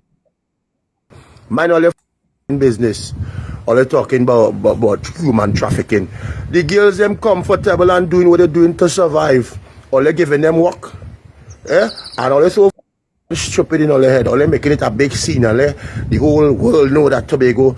Trinidad full of that. It's in Trinidad where it started, not Tobago. It's Trinidad. They've come from Venezuela, Trinidad first, and then they trickle over here in Tobago. But all they so like you're down Tobago and make Tobago look like all they stop all the thing. Stop all the thing. And nobody don't give a fuck about that. They bring money into the countries. They go by the bars, fellas come out, spend drinks. They go to apartment, they pay money. We need them here. Them is part of the economy now. All the stupid somebody business about sex and trafficking. You see any of these girls look like they've been held captive. They love it. They make money off of it. They get to take care of their family back home. All they doing it. Once that woman I see how they talking about trafficking unit, it's like all they lose all their man because of this. Some Spanish woman take all their man, so now all they go and join some trafficking thing and play all their making thing. Take down that billboard and put it up in all your, or put it up in Trinidad. What the or you trying to f up Tobago? Ladies and gentlemen, this morning we continue our discussions, and I have the privilege of sitting in studio and chatting with Mr. Masimba George, and we're talking about sex tourism and sex trafficking and how it's hurting the tourism industry here on the island of Tobago. Good morning and welcome. Good morning. Right. Tobago is your son. Now, there were reports recently that a number of illegal migrants were arrested in Tobago, particularly females, some even under the age of 18. And in Trinidad as well, you had members of the Trinidad and Tobago Defense Force being arrested in connection with managing sex workers, mostly of Spanish descent. Some of them came to Tobago from Venezuela seeking a better life. And so this has been an issue faced on the island of Tobago as well, because we know a number of these illegal migrants enter illegally on the boats to Tobago searching for a better life. And so there has been the uncovering that there is an illegal sex trade or underground sex trade happening on the island. Tell us a bit about your knowledge of this, if you have any whatsoever. All right. So, well, first of all, I want to just address something. The main problem was the term sex trafficking. Right. So let me just go into a brief definition as I see it. Sex trafficking is moving one human, male or female, from one point to the next against their will, right, for sexual purposes, right? Male or female, the wider world see it like that, right? So, me now, somebody, I have to say, as we just say locally, man around. I am a man around that I had the privilege to get some information from people who deals in this whole sex trafficking, as they put it. So the information that I willing to share with you all is based on what credible people said to me, right? Of Spanish descent, first of all. Okay, so do you want to draw a stark difference between the idea of sex trafficking and sex work? Right. Yes. Because sex work is voluntary. Right. Work So that persons perform we in get exchange right. for. So we get into that. Reason for explaining the sex trafficking, because apparently there's a lot of sex work that goes on in Tobago in terms of these girls. From my understanding, they were brought here, promised, as you said, a better life. Better life. Even some of them, they trick them in believing that they could come here and work normally. Some of the girls even go as far as getting fake ID that says they're of age, one, legally to work, right? So we have illegal immigrants coming into the country that definitely want to take part in this, whether they was brought here firstly under that. It turns out that there is a market here for it. And I'm not talking about the Tobago men or the Tobago women. I'm talking about, obviously, the tourists, whether you're from Trinidad or from the wider world. When they come to Tobago, somehow they take part in the sex work. They do. And this, my whole point was, don't label Tobago as a place of sex trafficking, because apparently it is alleged, you could assume that a lot of the women involved, they are comfortable, they are not even being held captive. So, yes, that was the gentleman who, as I understand it, appeared on that morning program as a result of the video that we showed earlier, because that video went viral. And I want to bring in our guests now. Let's see if we can add everybody and ask them to give their responses to what he has said, because I'm very interested to hear what, not just what they have to say, but what they think the response, the intended response, was to be from this what do you think he was expecting to have support for his point of view, and where do you see the gap there? Well, there is a significant gap we see in terms of people's general understanding of what human trafficking is, what sex work is, and what it is not, and the fact that it's illegal. That was my immediate takeaway from both videos. We could start with Adrian. I don't know if Adrian wants to start.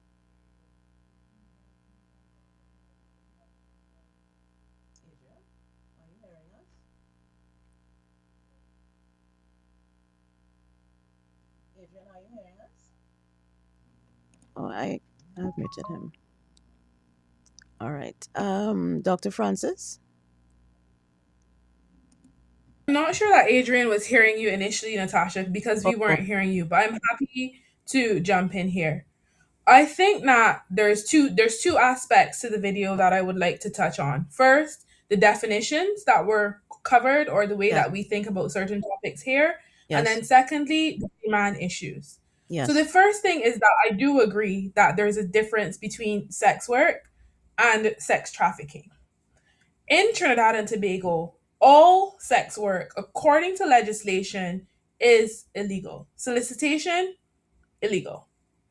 However, it does happen culturally. We know that, but it is a crime according to the legislation. Second thing would be the definition given for trafficking, sex trafficking, the movement of a person against their will, is to some extent accurate. What I would say though is that the main element of trafficking, any kind of trafficking, is exploitation. So when the gentleman went on the interview to describe the fact that girls, as he said, would be brought into the country and they were tricked, and then it would become something else. That element of being brought in, which we'd call transport or transfer, and then the trickery or the deceit, which would then become exploitation, does meet the definition of trafficking. So I just wanted to clarify that. Yes. The second definition that I wanted to make sure we had clear, the gentleman said that a victim can be male or female. Once again, agreed with that completely. However, as the conversation continued, you would recognize that a lot of the conversations were around Spanish women or these girls. And that's very common of Caribbean people and how victimhood is seen, not just in the Caribbean, but globally. Victims of trafficking are most often thought to be foreign women, foreign females, unfortunately. And that's something that we have to change our perceptions on because that's not accurate. Men and boys can be trafficked and are trafficked, and trafficking can also happen within country. So it doesn't have to be moving someone from out of the country. A person in San Fernando could be trafficked to Port of Spain. That can happen. Yes. So those are the things that I wanted to make sure we understood about definitions in this video before we went forward. The second thing I think is important here is the idea of demand. Because the video spoke a little bit about how, these tourists, these foreigners come in and engage in sex work or purchasing sex as it was described. And I think that here is where we perhaps as a region need to do a bit more in addressing the element of demand. And a few weeks ago or last week, we had a webinar speaking specifically about this. And what came up in the webinar by some of the experts that we had on, Kwasi was there, Neil, who's on this call as well, was there. And we were talking a lot about how Caribbean culture feeds into this demand, the gender norms, the ideas that actually, how should a Caribbean man function or how should a man function? And how a man should have an entitlement to a woman's body, but also how our popular culture portrays certain sexual engagement as being okay and right and normalized.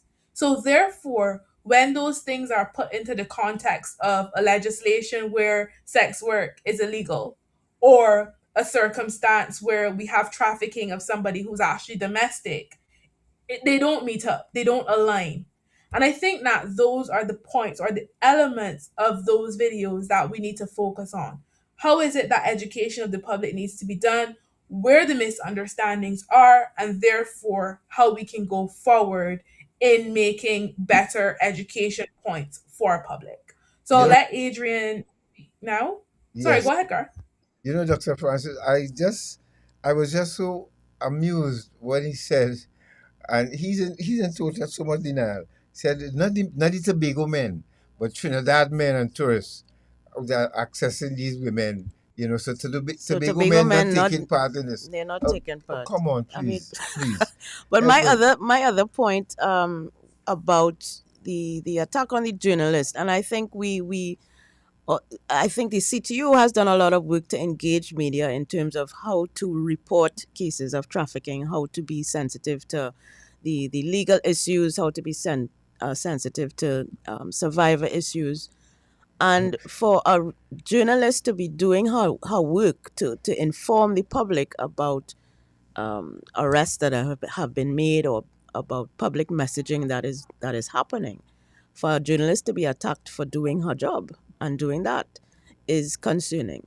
Yes, and I mean you know, Liz Williams and the CTU, of course, they can defend themselves, but and that video was edited down to like 2 minutes because he went on and on and on and on to shoot the messenger, so to Yeah. speak, and we would like them to come out of their denial because it is trafficking. So you know, you remind me of someone who said he didn't say that it's okay to grape his wife, but he said instead a man should not get charged for raping his wife. Which one? Pick a struggle, you know, and that is the problem we're having with people educating themselves about exploitation of women. Yeah, they may look happy because they have to smile, they're on camera. You know, they have to make money for their pimp. And the thing is, if they make $100, they get in 20 out of that. If at all. If at any all. at all. Because sometimes when they think they're getting away from this grip, then they tell them, no, you have to work again and they seize their passport. They do all different types of things to them. And so it is not as simple as you try to make it sound. But could we get a comment from Adrian? And because Adrian always spoke about sex work, I always hear him using the term in a context. So Yes. Could you contextualize sex work for us vis-a-vis sex trafficking, Adrian? I know we had a conversation yesterday, which was quite specific on terms of what was agreed upon for today. So I'll stick with what was agreed upon for today and really endorse what Cherisse said about the issue of education, community education being a key factor in how people define what is trafficking, and how people perceive the difference between activities which are culturally normalized and activities which since have become criminalized. And I think that's one of the areas where getting into the communities and doing work at that level is extremely important. Not everybody looks at PSAs on social media or television or radio, and therefore connecting with people on the ground. And I know Kwasi Kojo, who was on the webinar that Cherisse would have moderated, and of course, both of you know Kwasi. This takes me back to the project Sarah that was implemented here in Trinidad and Tobago with the audio that would have been developed by YouGov, right? And in 2019, I was part of two Project Sarah initiatives.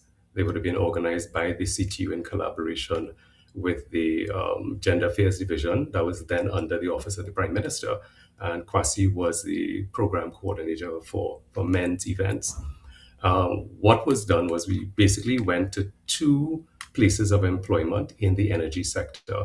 I wasn't part of selecting who or what or where, but it was believed that persons in that sector needed to be sensitized because they may or may not have patronized brothels in Trinidad and Tobago.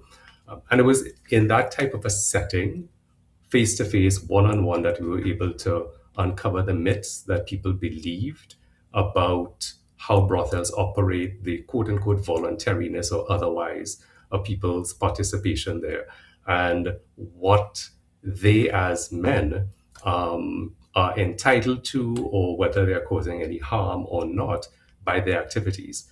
And it's that type of engagement, I think, that tends to demystify the whole thing, but also deal conclusively with questions or misconceptions that people have. Similar to that would have been the barbershop initiative that the Gender Affairs Division under OPM would have been doing around that time. Again, meeting people face to face.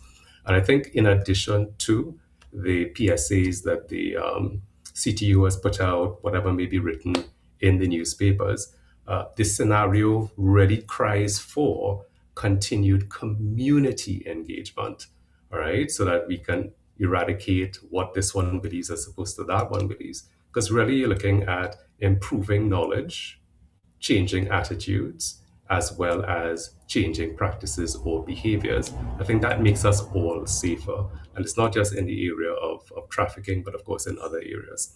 I would also touch base on the question that was mentioned earlier as to why the use of the word slaves should continue or should not continue. I believe it's generally accepted even here in the region. I've heard members of the political, academic, and operational law enforcement sectors speak about modern day slavery. So, if we're free to use the word modern day slavery, why are people uptight about using the word slave? All right. The definition of trafficking speaks to exploitation that includes purposes such as slavery or practices similar to slavery. That's in our act. Exploitation is defined in our act, and in Jamaica, St. Vincent, Barbados, they all carry a similar reference in terms of terminology. This again was agreed upon by attorneys general and their representatives back in 2008 when the model legislation on trafficking in persons would have been developed in collaboration with the IOM. So it's a non-issue to complain about it now when our attorneys general decided upon it then, and when our parliamentarians reviewed a bill, did not excise those words from the bill, and we have legislation in place using that terminology. I think I'll end it there. All right, If I may, Natasha and Garth, I just wanted to share. So I have a slightly different perspective on the use of the term slavery than Adrian. And Adrian and I have had conversations about this constantly back and forth.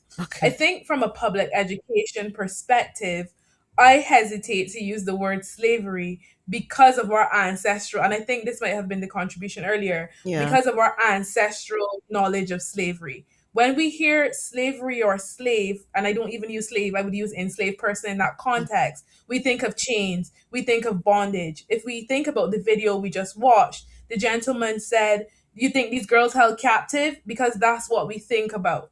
And that's not how trafficking manifests most often in the Caribbean right now. You will not see most often somebody in chains or shackles or being locked behind a door. So I think from a public understanding perspective, it's much healthier to stick to the terms that our legislations put at the forefront. So trafficking in persons or human trafficking. And that's the way that I always pitch it. When I'm speaking to judges, speaking to legislators, speaking to the attorneys generals, I say the legislations are called Trafficking in Persons Prevention Acts or Prohibition Acts or Combating Trafficking in Persons. So let's use that terminology so that our public doesn't get confused. Yep, and that makes sense. If you're just joining us, you're listening to Dependency, and we are coming to close to the end of this discussion this morning. I really hope that you all learned a lot from what you listened. I don't know if Neil had anything to add to the videos that he saw, but we'll get him in a while. But I am really taken aback that Trinidad and Tobago, and as Dr. Francis mentioned about some people in the Caribbean, we still tend to just brush it aside because it don't affect us directly. And that's a sad thing. We have a very warped relationship with sex to begin with. So when then it comes to exploitation for the purposes of sex. And the way he spoke about fake ID so nonchalantly, well, some of them are underage so they could get fake IDs and all this kind of. So we're encouraging sex with children now. With children, these are children, and stop pretending that only Trinidad men and tourists come across to Tobago for commercial sex. Tobagonians do it too, right? But the other point I wanted to raise before we go to Mr. Derrick was I agree with Adrian about engaging at community level, because really and truly that is the best way to spread the kind of messages we want to be spread. But with reference to this video in particular that was broadcast on social media, and we all understand and know the impact that social media has now on populations, especially those of God's generation and maybe mine as well. He's a boomer. No, but just to note, to make the point that a lot of people get their information from social media, not from traditional media houses, not even from traditional media who are operating on socials. They get their information and they are influenced by persons on social media. This is why these videos go viral. And we as practitioners, as persons in who are trying to debunk these myths and to fight against something as egregious as human trafficking, have to get involved and get our hands in the dirt and expose people who are using these platforms and getting a huge amount of views and clicks and likes with repeating misinformation and disinformation. I feel like that is an issue that needs to be tackled frontally as well. How do you feel about that? Yeah, no, I agree. I agree. I think there should be some more aggression. And but I wanted to find out from Neil if he wanted to contribute. Yeah. Neil is still there? Yes, he is. Yes, Neil. Thanks, guys. And I think Adrian and Cherisse did an excellent job. And I think the point that Cherisse is making is one that we have to consider. Because I think when we talk about slavery, we talk about employment as property. We're not seeing that from a point of, while I think there are some aspects of that, because you have persons who they seize their passport. So if I seize your passport and you can't move around and have you in fear, am I not creating the same change? Am I not creating the same issues of property? And then the other side is really the abuse of it. But I think we have to balance the fact that you're making some statements that says, here, these are some people that were tricked. They're now in the country. They came here by being tricked. And now to survive, this is what they have to do, which is quite different to somebody who decides that they want to become a sex worker and have some kind of arrangement and goes in with that. But I think once you are talking about issues of control, issues of force, we're talking of, it's not as draconian as slavery in the days that we had, but you can't dismiss that level of control and what it does to can we still consider ourselves humane in applying such systems as systems of work?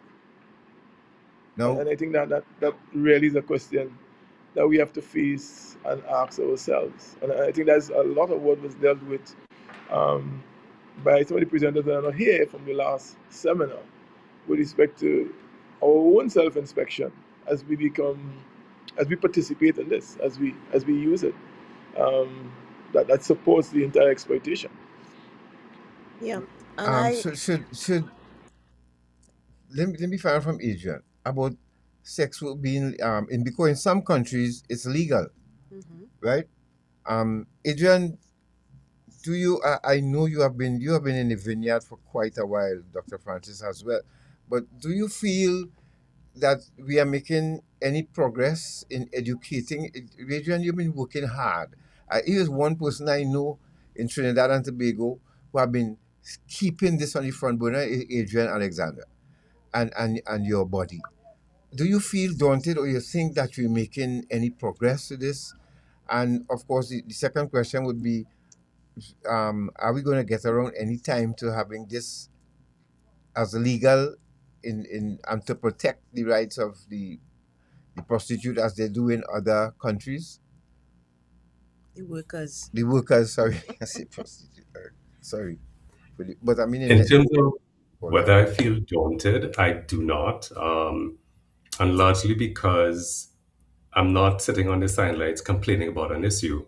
I'm getting involved to address the issue.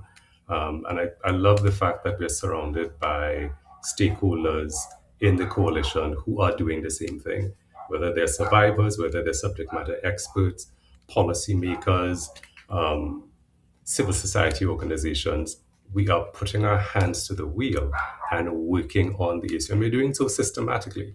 I can probably share with you what Mr. Earl Harris of CARICOM Impacts suggested to us at the launch of the coalition. He said, focus on 4 guiding pillars, right? Because of the nature of the composition of the coalition, collaboration and partnerships.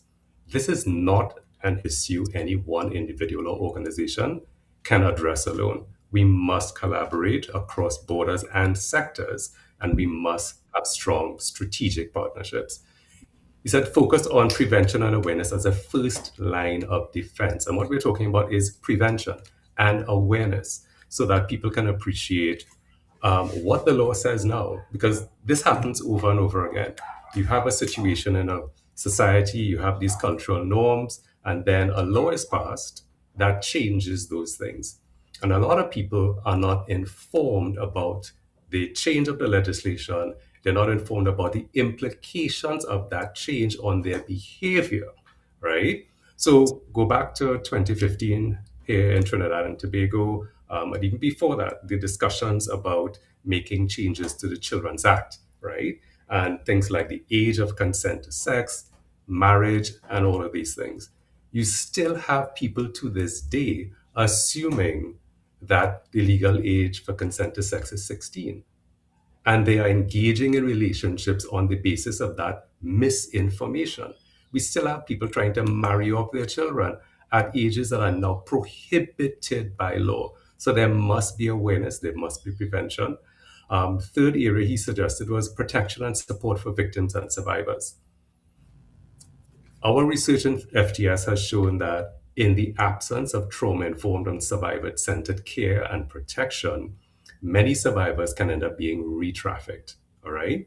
So that requires us to insist to advocate with government, but also within civil society, within academia, to meaningfully include victims and survivors as people with lived experience, with knowledge and information that you don't get out of a textbook, and ensure that we can learn from them in the design, development, implementation, and evaluation of anti-trafficking strategies, even to the point of national plans of action. And I could say from being part of that process in 2021 to develop the NPA, that working on the protection leg of the NPA, I and the other party, Mr. His name just flew out of my head, but he was with Ministry of Social Development and Family Services. So they, of course, had a role in terms of protection. We insisted that we would not start the development of our leg of the NPA without first speaking to and learning from survivors as to what their needs truly are. And the fourth area, he said, is use of technology to fight trafficking. Hence, looking at topics such as cyber scamming, hence utilizing technology and webinars and conferences, but also connecting with other individuals who have developed smartphone apps and who have developed other technology facilitated initiatives to combat trafficking. So we have to be focused. And I think there are a lot of people hear about this space or even step into this space without a focus. And for that reason, they sometimes get burnt out, right? So we emphasize self-care, we emphasize respect and compassion and grace towards one another because we know this is difficult work. And for that reason, we're not getting caught up in things like the backbiting, the competition, one organization against the other. That makes no sense because we all need one another to make this thing work. And it's hard. It's hard for people whose behaviors have been shaped by decades of other people's behaviors that have been passed on to them to suddenly see things in a new light. It is difficult. It's difficult for those who constitute demand. It's difficult for those who are being exploited in the supply because there are lots of cultural factors that we are yet to sufficiently address. And that takes time. So I understand this is not something that's going to change overnight. I am prepared for decades, of this fight, going back to 2009 to present. And I'm not going to stop until I have that release that, okay, you've done your part sufficiently. And of course, we're building that type of sustainability and succession planning in what we do. That's why we're engaging with young people. I saw God staring at your head when you mentioned him being a boomer. You Yes. went on talking, but God kept on staring, right? But we have to think about succession planning. We have to involve our youth.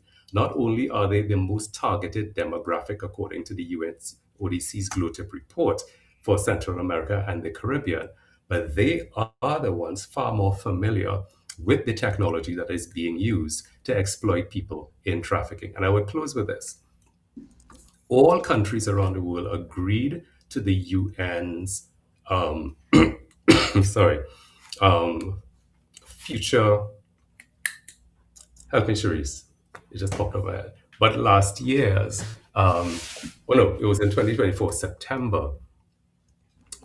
This whole aspect of what are we going to be leaving as a future for our children, that was decided upon by the UN, and Action 35 of that document stipulates that we will not leave them a world with trafficking in it, that we will do what we can to ensure that we address human trafficking in persons, forced labor, child labor, and the document also includes the term modern slavery, which was defined by the ILO in 1930. All right. So if this is what the nations have agreed on that they must do to prevent what has happened before to continue to befall our children, then it means it's all hands on deck. I applaud the work that you guys have been doing. Great work in terms of keeping the issue alive on air, but also the phenomenal work that you've been doing in producing a feature film like Traffic and documentaries like Sarah and Maria. You're doing your part, right? So I call on those who are not, but who would rather sit in a corner and point fingers and try to create division. Come on, don't do that. Get involved for your children, your grandchildren's sake, and look at what you are doing to contribute to trafficking through your own consumption patterns. Because you may be consuming products made with forced labor and exploiting other people in other parts of the world. I'm done. Okay. Thank you very much. Thank you for before we go that. to Dr. Francis, because those of you just joining us, we've had a discussion on human trafficking in Trinidad and Tobago and the region, and we have our guests with us, Dr. Francis from Barbados, and of course we have Miss Adrian and Neil from Trinidad and Tobago. And to you and our YouTube family, we thank you very much for staying with us, for welcoming our guests, and you know, staying and listening to this, because like I said, it's not a sexy topic, but you all are interested, and that's wonderful, and we thank you for that, those of you listening on radio. Now, Dr. Francis, let me just throw this in here. There are men out there, and yeah, they're listening to Adrian, we listen to everybody here, but there are men out there who have already made up their mind that, hey, this is available and I am going to purchase. You know, how do we convince them, or is it that we should, when we arrest people for doing this now, we should also put them up, have a special page on social media for, well, these men were caught last evening accessing. Name and shame. Oh yeah, name and shame. Dr. Francis, let's hear you. Well, first of all, I think that's just, like I said, sex work and criminalization for sex work is for me a separate issue from sex trafficking, connected but separated.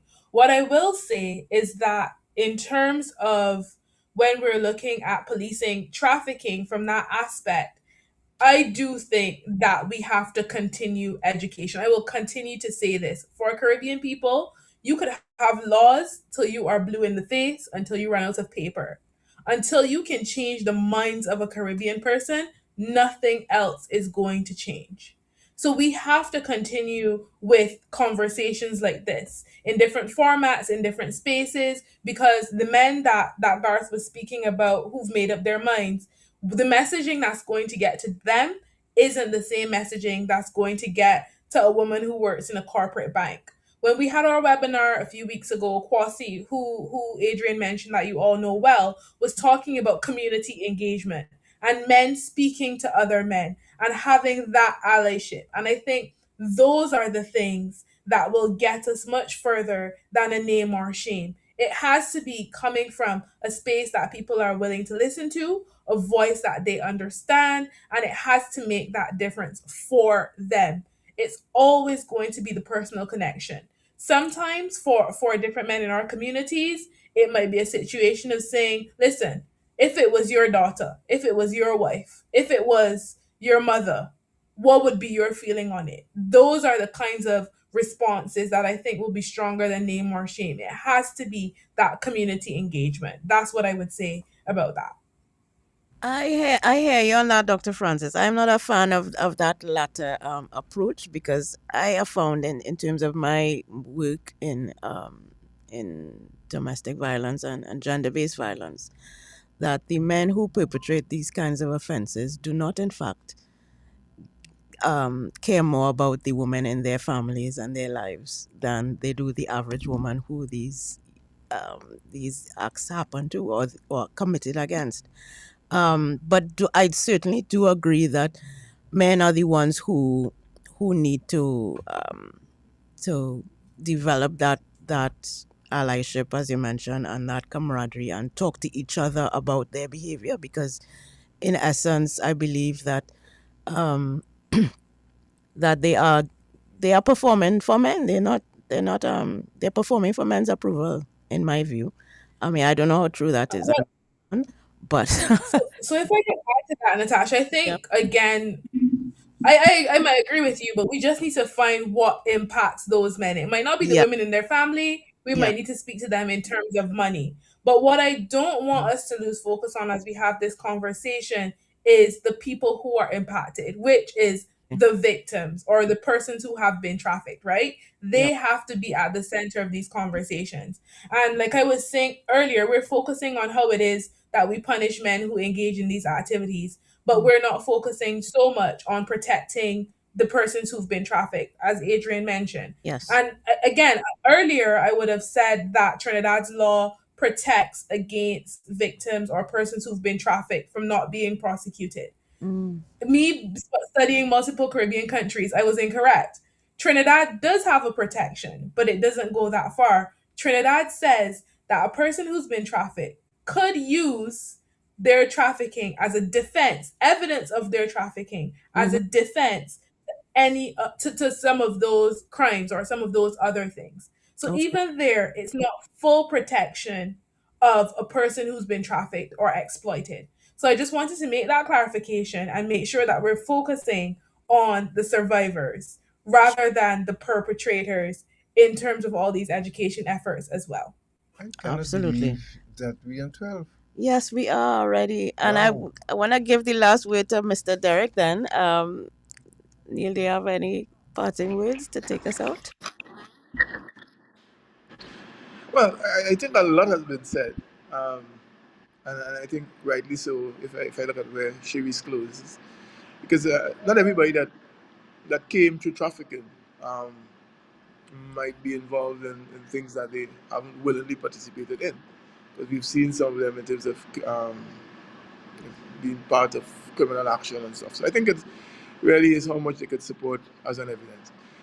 But I think more for me, for my closing point, is really and truly that I would like, the employers to, not the employers alone, but the employers, the unions, and the government, to all take a look at how we could transform this to end with sustainable organizations with a system of social justice, achieved through decent work, as a concept, and not just as a set of rules or laws. So I would close on that. All right. All right. Thank you very much. Folks, once again, we judging from our feedback. Yes. And everybody on Facebook, we have some comments. Maxine says, very good discussion. Hope it has great reach. Thank you for the contributions. And on YouTube as well, Rosemary says, thank you to all the guests today for the excellent job you did explaining this topic. That is very serious, and if we do not address it, will get worse. So thank you very much to those of you joining us online and as well on radio. Yes, and of course to Kelvin out there in Brooklyn, Roma, Scrappy, and all the others, all the folks who insist that we must continue with this program, who love what we're doing, and the support that we're getting from you, the ordinary citizen. Yep. It's amazing. And like I said, my goal, my and you dream. remember, you can contribute. The flyers on the screen now, Yes, for those the of you flyers online. on the screen for you to keep contributing. And my goal, my dream, as Natasha and me talk about it ad nauseum, as we approach 25 years, we're going to be doing a review of our last 25 years of our independency. But the plan is to have that one day where we can bring in everyone who we've interviewed since we started our independency, and you, the ardent and loyal supporters of our independency, one venue, so that we can celebrate this milestone that we are approaching. And I am really, really grateful. And Adrian, thank you very much for the work you've been doing. Dr. Francis and Neil, thank you very much, folks. It has been a pleasure being with you here today. And we say au revoir to ciao, Sorry. whatever you use in Barbados as well. What do they say in Barbados? Anything other than goodbye? I gone.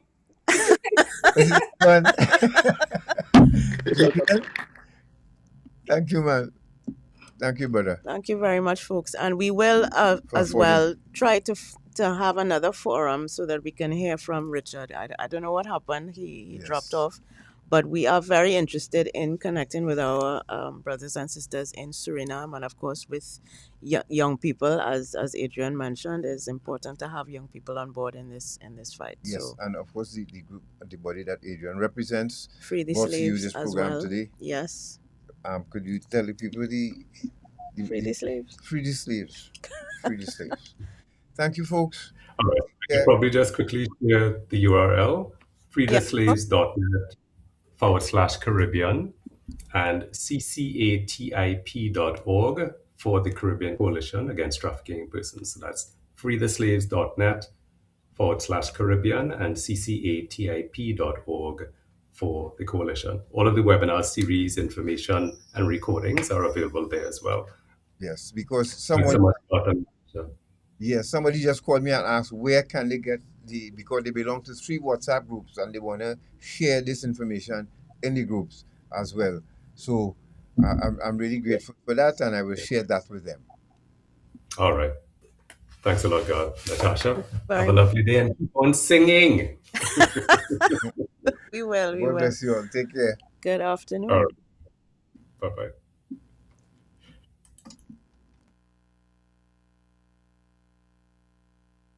What was it?